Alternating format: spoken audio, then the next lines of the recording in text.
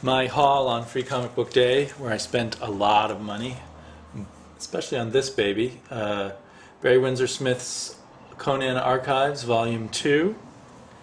Then I got some current comics, Dial H, instead of Dial H for Hero, just Dial H, written by China Mieville, so that'll be interesting. I might review that. Hulk Smash Avengers by DeFalco, Friends and Buscema, which interests me just for that team. And I got Earth 2, which I hope to review. Action Comics number 9, which I also hope to review. And World's Finest, Huntress and Power Girl. And then everything else I got were back issues that were heavily discounted. Captain Victory 1, Captain Victory 2, Captain Victory 3. This kind of Jack Kirby disease. It's hard for me to not buy things that are somehow related to Jack Kirby. So I got Silver Star 1,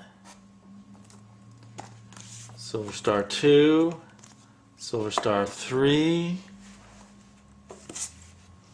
and then I picked up a lot of back issues, or older issues that were half price. The very first Captain America I ever read, Captain America 149, with Batroc the Leaper. And then I figured 150 and 151. And I got a lot of these packs that this comic book store that I went to sells not grab bags, they're packages with a series of comic books in them. These were also heavily discounted. So I went for Batman Odyssey, Neal Adams, wanted to see what he was up to. Number 3. I used to love Neal Adams' artwork when it was hard to find when I was a kid. And I don't know, I've read bad things about this, but I still was curious, and it would probably be fun to just look at the Neal Adams artwork. Written and drawn by Neal Adams. Then just sort of some odd things that caught my attention. This one is called Superman, Tarzan, Sons of the Jungle, and Elseworlds. I like Tarzan a lot, so I thought it'd be fun to see him interacting with... Ooh, that's not good, they're stuck together. So it was a 3-issue mini-series, Superman and Tarzan together. Just struck my fancy, didn't cost very much at all. Then I also saw these Tarzans from Dark Horse, again, since it was costing me so little, and I'm curious about what people do with Tarzan. Although it can be dull if they keep retelling the origin story over and over again. Hopefully that won't be the case here, but we'll see. Nice covers though, or mostly nice covers. Frank Frazetta-ish. Then I also picked up this older Dead Man series. I'm not sure, 2002 I guess is when it came out, by Steve Vance, Joseph B. Roy, and Dan Green. Dan Green's the only one of those I know of, but it'll be interesting to see what this is like, what they did with Dead Man back in 2002. So kind of a somewhat random walk through the comic book store that I ended up just grabbing things that looked interesting and that were quite cheap. But when you add it all up together, it was not cheap.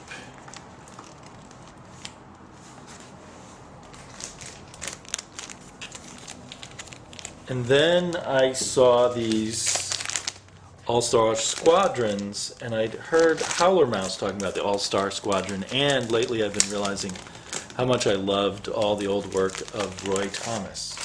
And I believe these were all written by Roy Thomas. So I thought I'd check out a large run of All-Star Squadron, starting with number 25.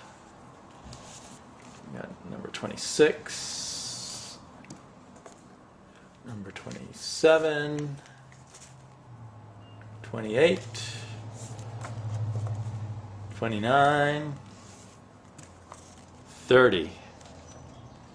Got 31, 32, 33, 34, 35, and 36. And then another package, continuing that. I'm going to open these.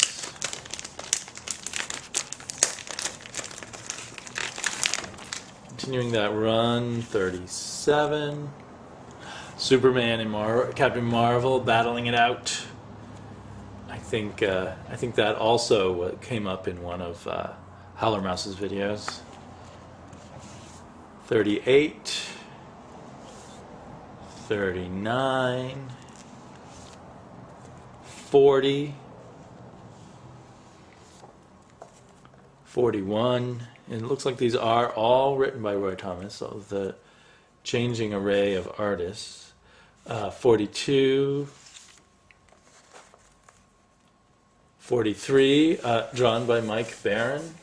Oh no, that must have been written by Mike Baron. He doesn't draw it, does he? 44, 45,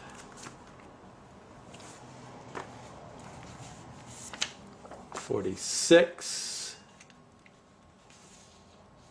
47, and 48.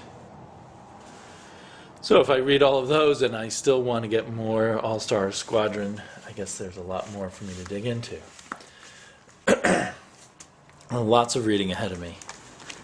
And I also dug deep into my wallet and bought Conan Volume 2, hardbound archives of the Barry Windsor Smith period of Conan.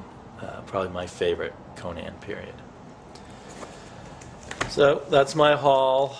I've been going to comic book stores a lot in recent years, and so I think I got overexcited.